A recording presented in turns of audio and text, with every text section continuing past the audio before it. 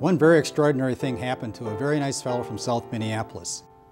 Without telling him, his wife entered him to a contest to have dinner with President Obama, and he won. Casey Helbling is his name. Hello, everybody. Good to see you. President, Good pleasure. to see you. Casey? Casey, that's right. So nice to meet you. Casey, welcome to Democratic Visions. I understand that even though your wife entered you into the contest, she didn't get to go to the dinner. Well, so here's the deal: is she put in her name and my name. Oh, I see. Yeah, so she donated $20 in each of our names, and mine was the one that was drawn. Yeah. You know, I got that email, and I said to myself, nah, there's no chance in heck of this coming through. But I'm glad that you're able to do it. It sounds like a lot of fun. Well, yeah, it was kind of funny. We got the email was sent out, and I opened it, read it, forwarded it to her.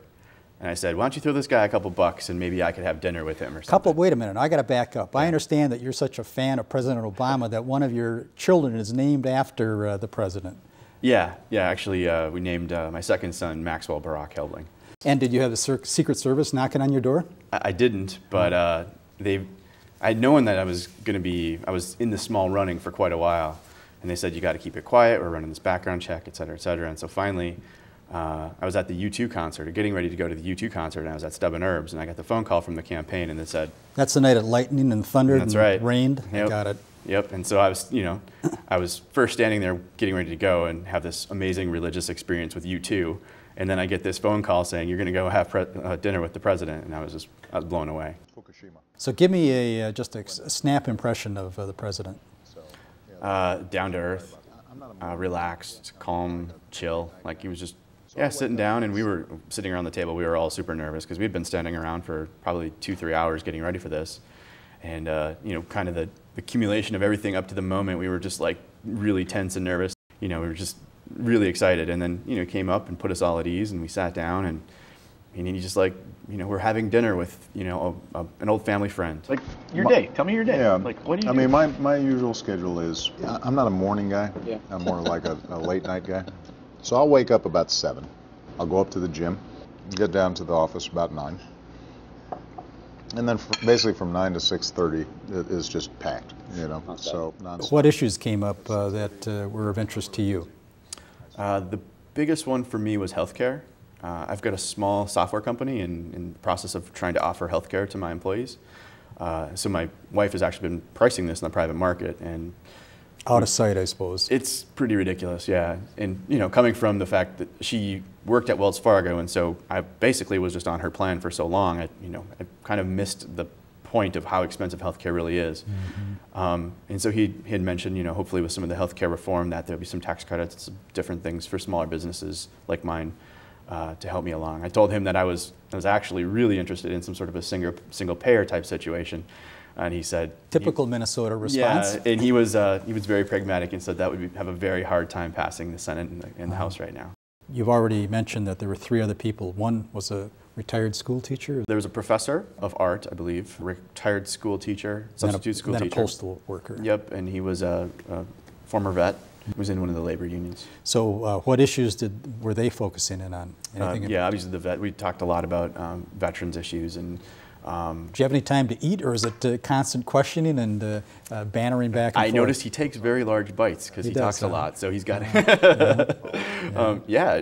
It was a meal. I mean, we were talking about the smallest little things about what's on the menu to, hey, the swordfish looks really great, to. So that you didn't have to pick out your meal in advance. They gave you a menu and you gave you a menu. Nice, yeah. Nice. And you just go and it was the small conversation about, hey, the swordfish looks great, and somebody else was like, yeah, I was looking at that too. Tell me what's on your mind. It doesn't have to be some highfalutin policy issue. Just give me a sense of what's going on out there. My concern is, of course, public education. I subbed last year for a class, and there were like 33 students, and 3 didn't even have desks. So it's gotten really rough. The point is we want to bring everybody up, and that means that we've got to make sure that we're... Tell me, from your perspective, why is it important that Minnesotans unite around Barack Obama and re-elect our president? I just think Minnesotans have always been a very progressive state. We've had a lot of really great progressive senators and congresspeople. Barack Obama espouses some of those progressive ideals, and I think he's got a lot more work left in front of him. So we've given him 4 years. Let's give him another 4 and see if he can finish up some of these big tasks he's had. Did he get into programs that he's got underway that he thinks he needs some more time to complete? He did. One of the big ones he talked about was the bank refinance stuff for the home mortgage. He put some things in place that he could with Fannie and Freddie, but he was working on some other things with the larger banks. He couldn't get those done right away because he doesn't have as much control over them, obviously, but he did say that there was some things in the works that they're trying to get them to help out lending more money. Yeah. Good. And I understand you're a small business owner. I've got a small software company. It's called Software for Good. Over the past 3-4 years, I've realized that I wanted to do something more than just build software for regular projects. I wanted to build software for projects that were doing something good or great. And so now we're focused on building software for clients that are doing renewable energy projects. Oh, really? Interesting. Yeah, or socially progressive projects or socially responsible projects. We do work with some nonprofits like Minnesota Ovarian Cancer Alliance. The American Refugee Committee is another one. They're doing a project to help bring information or bring knowledge to the famine in Somalia. The point is we want to bring everybody up, and that means that we've got to make sure that we're, the kids in the school where we need it taught, that they've got the kinds of education, and that's the question. Are we making investments so everybody has a shot? Since I didn't come from a wealthy family or a powerful family, the only reason I'm here is because somebody invested in me or my mom or my grandparents. Casey, thanks for dropping by. It's good to meet you. Thanks, Tim. Democratic Visions is handmade by volunteers through DFL Senate District 48, Eden Prairie and Minnetonka. Lori Pryor, Chair.